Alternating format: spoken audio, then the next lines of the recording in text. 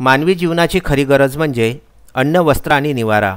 सामाजिक जीवन जगत असताना मनुष्याचा सर्वांगीण विकास होणे अत्यंत महत्त्वाचे असते। आज ज्या व्यक्तीचा सर्वांगीण विकास साधला जातो तोच या आधुनिक युगामध्ये यशाच्या शिखरावर चढण्यात यशस्वी होतो असे दिसून येते। हा सर्वांगीण विकास केवळ शिक्षण म्हणजेच शाळेच्या माध्यमातून साधला जाऊ शकतो। सद्यस्थितीमध्ये कोरोनाच्या पार्श्वभूमीवर सर्व शाळा आणि कॉलेजेस बंद ठेवण्यात आलेले आहे। शाळा सुरू करण्याजोगी परिस्थिती कधी निर्माण होईल हे आज तरी सांगता येणे कठीण झालेले आहे। आणि जरी शाळा सुरू झाल्या तरी सामाजिक अंतरांचे नियम काय असतील आणि ते पाळून शाळा पूर्ववत चालविता येतील का हेही सांगता येणे कठीण आहे। मेळघाटसारख्या मागास क्षेत्रामध्ये ज्या ठिकाणी भौतिक सुविधांचा अभाव, लोकांची गरिबी, तुटके असलेली वर्गखोल्या, नेटवर्क व इंटरनेटची उपलब्धता नाही अशा ठिकाणी शिक्षण, अध्यापन, अध्ययन व मूल्यमापन अशक्यच दिसून येते। एकीकडे सरकारने पर्याय व्यवस्था म्हणून शाळा ऑनलाईन सुरू करण्याला परवानगी दिलेली आहे। अशा परिस्थितीमध्ये मेळघाटातील शिक्षणाचे काय असा गंभीर प्रश्न संपूर्ण शिक्षण विभागापुढे येऊन उभा ठाकला आहे। अनेक शाळांनी कोणत्या ना कोणत्या पद्धतीचे ऑनलाईन उपक्रम सुरू देखील केलेले आहेत। आपल्याकडे मोबाईल, लॅपटॉप, डेस्कटॉप अशी उपकरणे वापरून आपण अनेक गोष्टी करतो, पण या माध्यमांचा वापर करून किंवा कोणत्याही प्रकारचे शैक्षणिक उपक्रम चालवणे हे सर्वांसाठी पूर्णपणे नवीन आहे।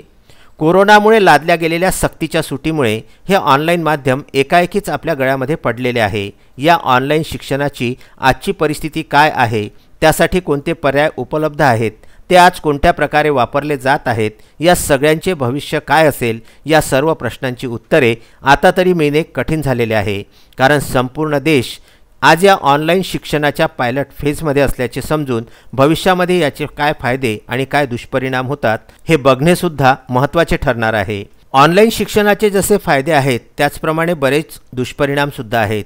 ऑनलाईन शिक्षण घेताना शाळेपासून विद्यार्थ्यांचा पूर्णपणे शाळेशी संपर्क हा जवळपास तुटलेला आहे। शाळेमध्ये विद्यार्थ्याचा सर्वांगीण विकास साधला जाण्याचा प्रयत्न केला जात होता। त्यामध्ये बौद्धिक, भावनिक, शैक्षणिक, शारीरिक, आर्थिक आणि मानसिक विकासाचा प्रामुख्याने समावेश होता। मात्र ऑनलाईन शिक्षणामध्ये केवळ बौद्धिक विकास साधता येऊ शकतो, मात्र शारीरिक, भावनिक विकास साधणे हे कठीण होतं।